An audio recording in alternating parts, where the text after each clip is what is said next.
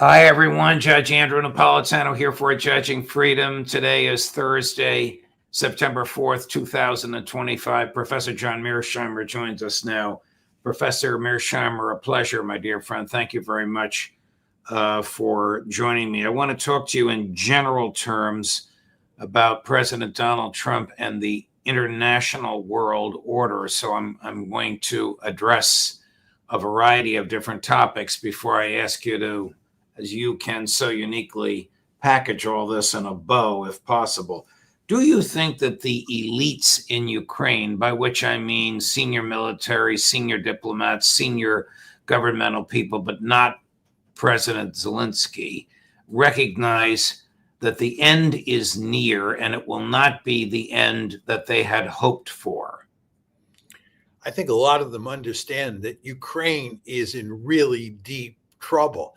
I would imagine a number of them, including Zelensky, still believe that they can rescue the situation. You know, Zelensky met with the Europeans in Paris today, and apparently President Trump was videoed in to the meeting. And if you listen to them talk, they're still pushing forward plans or strategies on how Ukraine can rescue the situation. And it may be the case that they really believe that this is going to work in the end, and that President Trump is giving them reasons to think that Ukraine can pull its chestnuts out of the fire. I mean, I personally find it hard to imagine how the Ukrainians don't see the writing on the wall, but hope springs eternal in some cases. Well, I would love to speak about writing on the wall. I would like to have been a fly on the wall to have heard what President Trump said to them. I mean, there's a report in the Washington Post that came out about an hour to an hour and a half ago saying the United States is no longer participating in security guarantees or will begin unwinding this. You can't stop it overnight. There's 100,000 troops there. For Europe against Russia. Could this possibly have emanated from something Trump said to Macron and Starmer and Merz? And I would love to have known what their reaction was. Well, if you look at what's been reported about this meeting in Paris, it seems that if anything, Trump has given the Europeans hope that the Americans will work with the Europeans to put sanctions on Russia. Oh, this is sanctions work. So you don't see any evidence that Trump is cutting in the other direction, at least in terms of the meeting today. But you know, with Trump, who can tell from day to day where he stands on these? I mean, is he back to saying what he thinks his audience wants to hear? Oh, I think he does that all the time. And I think he's constantly throwing the Europeans a bone. He never makes any firm commitments, and he never does anything concrete these days. But he hints to them that he's with them and that he's going to help put pressure on the Russians and get the Russians to make concessions. And then we're going to get a final deal, and we're all going to live happily ever after. Well, this is a fairy tale, isn't it? Yeah, it's delusional. And anyway, if anything, if you look at what the Europeans were saying at this meeting in Paris today, they are clearly doubling down. They are making no concessions whatsoever to the Russians. They're talking basically about creating a 1 million-man Ukrainian army that is really well manned. They're talking about giving the Ukrainians long-range missiles that can strike into Russia, or allowing Ukraine to build missiles indigenously that can hit Russia. And they're talking about putting European troops in Ukraine. So if anything, the Europeans and the Ukrainians are doubling down and sending a message to the Russians that there's not going to be any compromise. And of course, we know full well that the Russians are not going to compromise. So there's not going to be any deal here. Don't the Europeans recognize how the Ukrainian military's backs are to a wall, so to speak, how far advanced the Russian military has gone, how close President Putin is to achieving his goals there? Don't they recognize that? You would certainly think so. I find it hard to believe that they don't. But the counter story is that they believe all these news reports that the Russians are suffering much greater casualties than the Ukrainians, and that the Russian economy is really in deep trouble. And if we can just Wow. get more sanctions on them, that economy will crash. I think they're telling themselves stories like that. Otherwise, you would think that they would understand that Ukraine is in desperate straits, which it is. Here's an interesting comment that President Putin made just the other day. This may have been in Beijing, or it may have been in Vladivostok. He was at or about to go to the Shanghai Cooperation Organization meeting, but this is a fascinating comment about the early days of the war, and he's talking about when his troops were very close to Kyiv, when, how, and why, and under what circumstances he removed them, and what the Ukrainian response to that was. It's only about 30 seconds. Chris, cut number 2. And after we, at the insistent urging of our Western European colleagues, withdrew our troops from Kyiv, the situation immediately changed, and we were told, almost verbatim, "Now we will fight until either you tear our heads off or we tear yours off." I don't remember whether I've ever said this publicly or not, but that's roughly how it sounded. Only in cruder terms, but quite openly, and oddly enough, in a sort of comradely way. So now it's either us or you. Well, and this all continues. Wow. What do you think? I think it's hardly surprising. You want to remember that when the war first started and negotiations were taking place in Istanbul, Right. the West asked Putin if he would remove his troops from the Kyiv area, and the argument was that for purposes of facilitating negotiations, it would be a sign of good.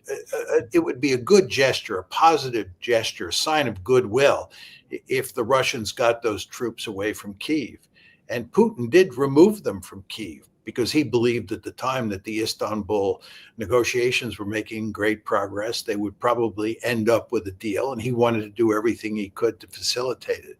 And of course, those troops were then removed, and the end result was that the negotiations broke down because the West was not interested in negotiations.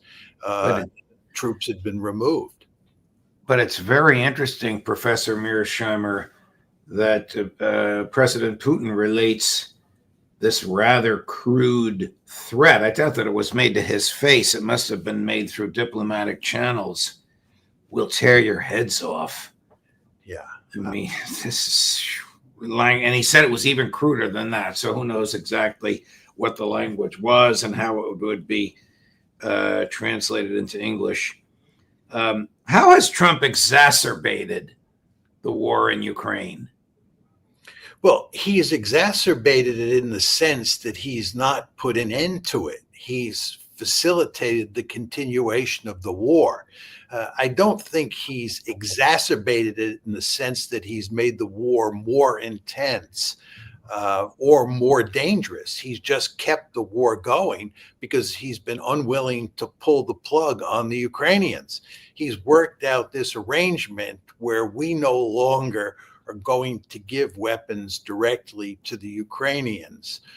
The Europeans are going to buy weapons from us. They're going to pay for those weapons. And then the Europeans are going to give our weapons to Ukraine. This is the deal that he's worked out. But he's not cut off the flow of U.S. weapons to Ukraine. They're just going through a middleman at this point in time. Has the U.S. begun to receive the flow of European cash? Or is there no European cash? Are these weapons being bought on credit? I'm not sure there, but I am quite certain that the Europeans will end up paying for those weapons, and the Ukrainians as well will end up paying for those weapons. Although I think in the Ukrainian case, the Europeans will give lots of their own money to the Ukrainians, and the Ukrainians will use that money to buy weaponry from the United States. But I think Trump is deeply committed to not spending much more money on Ukraine and letting the Ukrainians and the Europeans pick up the bill. I guess he's also deeply committed to the military-industrial complex. He wants that flow to continue. I mean, he could stop all of this in a couple of weeks if he just said, no more arms, no more U.S. arms, no matter who's paying for them. Well, I think what Trump really wants to see is us continue to build lots of arms, but not use them in Ukraine. Use them for our own purposes and use them for Israel's purposes. I think that's his principal interest for continuing to build arms. Before we get to Israel, how has the president adversely affected the international economic scene? I mean, he's turned India from a friend into an economic foe. He's united the Shanghai group, and that means he's united the BRICS group. What has he accomplished with these tariffs and with what appears to you and me to be a basic misunderstanding of Economics 101? Well, with the tariffs, especially the tariffs on India, he has in effect pushed the Indians into the arms of the Chinese and into the arms of the Russians. You want to remember that over the past roughly 25 years, relations between India and the United States have improved greatly. And shortly after President Trump took office in January, Prime Minister Modi came to visit him, and it looked like relations were going to greatly improve over the course of the second Trump presidency. And from our point of view, that made excellent sense because we wanted China to be closely allied with us. We wanted India to be closely allied with us against China. But what's actually happened here is a result of putting these secondary sanctions on India is that we've not only pushed India into the arms of the Russians, we've pushed India into the arms of the Chinese, which again is not in our interest. And furthermore, the tariffs, the secondary tariffs, another 25% worth of tariffs that we've put on India are not going to work. So it's the worst of both worlds. It's just hard to believe what the Trump administration is thinking with these tariffs against India. So the BRICS is basically an economic cooperative, which avoids the need for the American Western-controlled SWIFT bank system, which avoids the need to use U.S. dollars as an international means of trade. But Shanghai, even though it involves many of the same people as BRICS, is a security agreement. I mean, you're talking about uniting enormous populations against the United States by foolhardy, ignorant economic decisions. Is that a fair statement?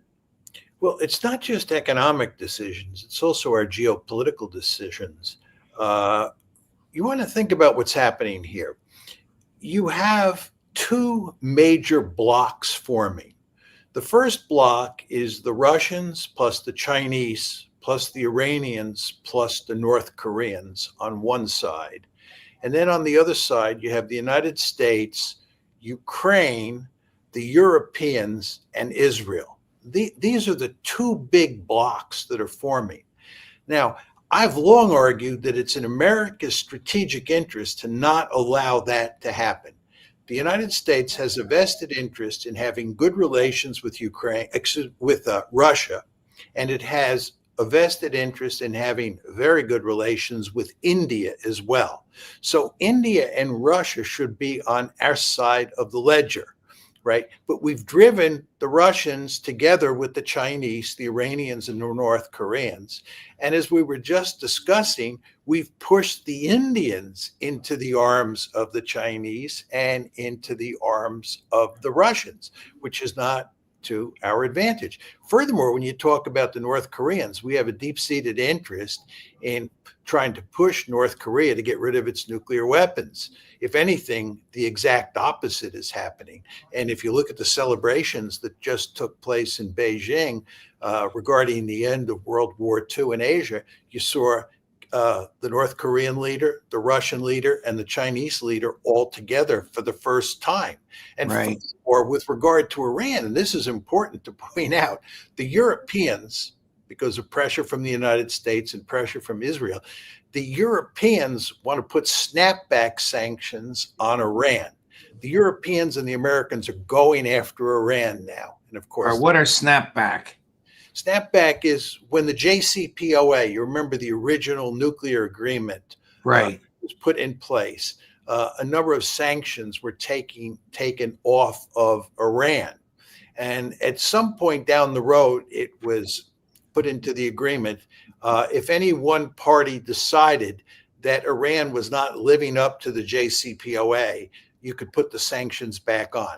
So But Trump removed the JCPOA, did he not? no, that's exactly right. We pulled out of the JCPOA, right? We Right. pulled out.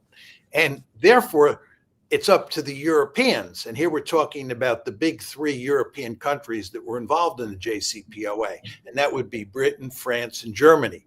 And Britain, France, and Germany want to put snapback sanctions on Iran. And they want to do that, of course, at the behest of the United States and of Israel. And they have done that.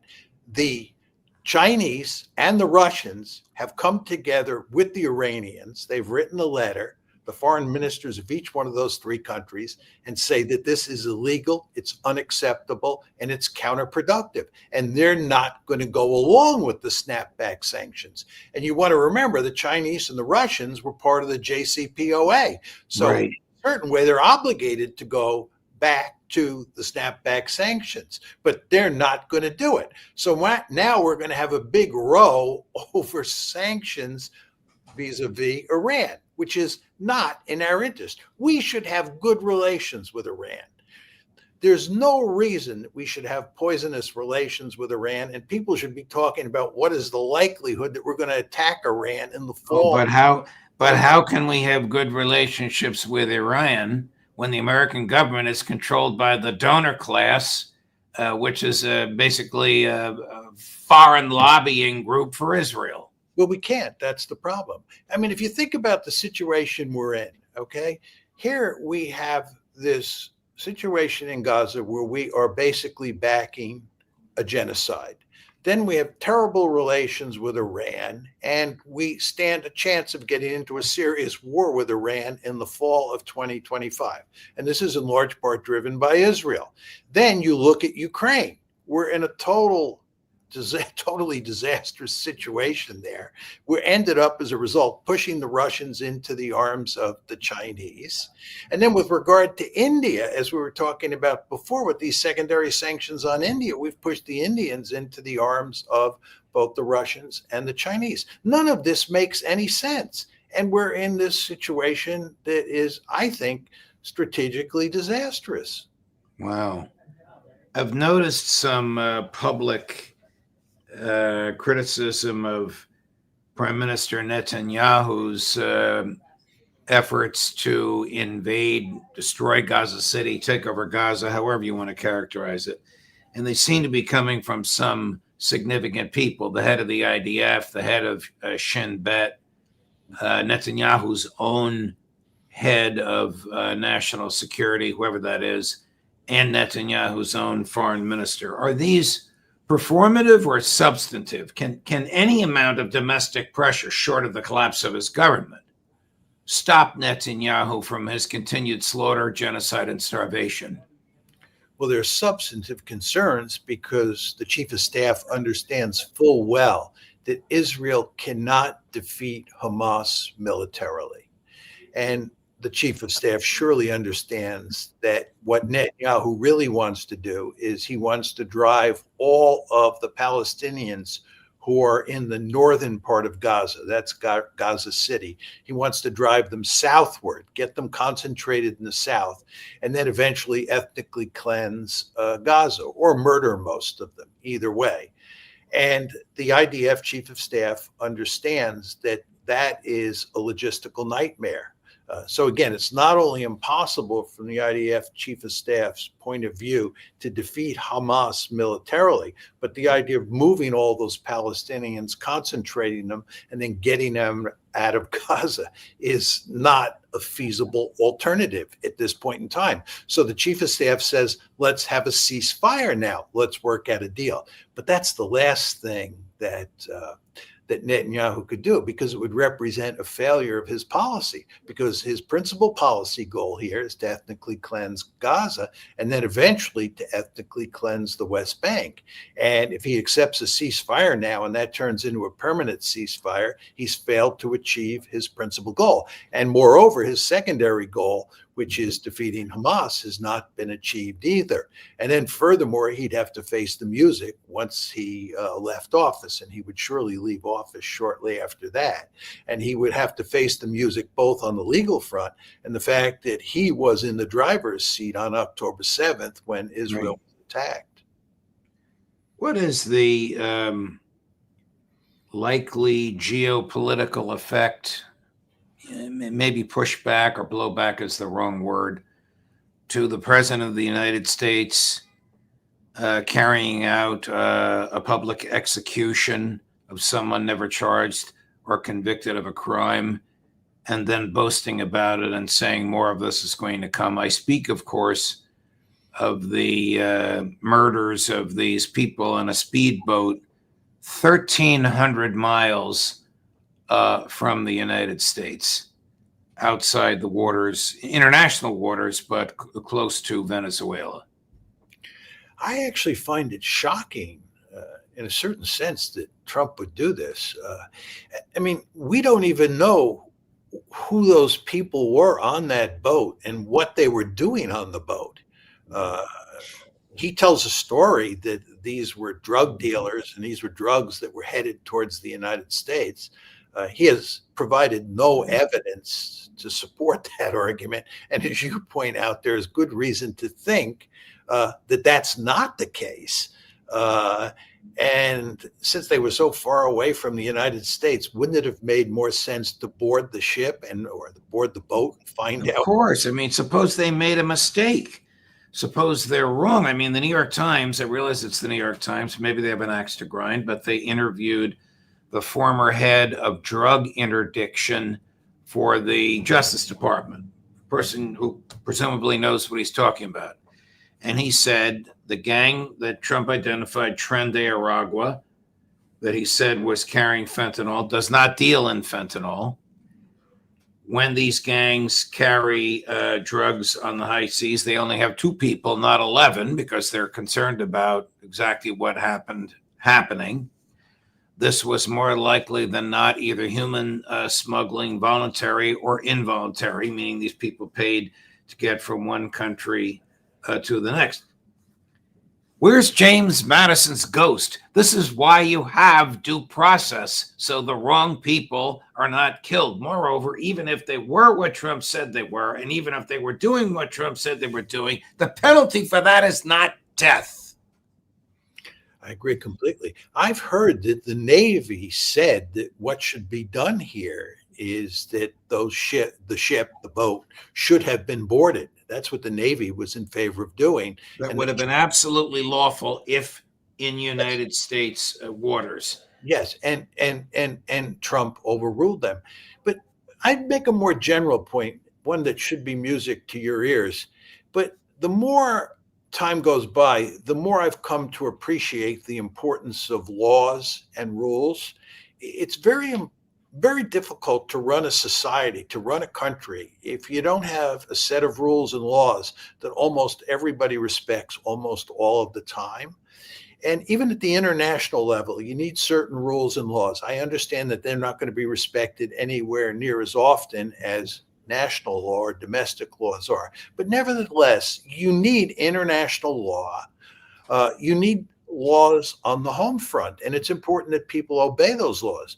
But we have a president who believes he's above the law. He just doesn't care about the law. What do you think the reaction in the Kremlin and Beijing was to this type of public execution and boasting?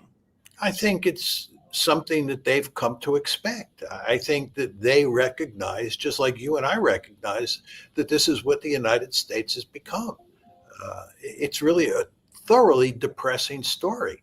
Look, I'm a realist. I understand that the world is a nasty place, and sometimes you have to do really hard-headed things. I understand that, but we are so far beyond that, so reckless, so lacking in any sense of common decency. It's really just hard to believe where we're at. Professor Mearsheimer, thank you very much, my dear friend. Always a pleasure. And we'll look forward to seeing you next week. Look forward to being here. Thank you. If you're watching us live in 5 minutes, but at 3:30 today, Colonel Douglas McGregor, Judge Napolitano for Judging Freedom.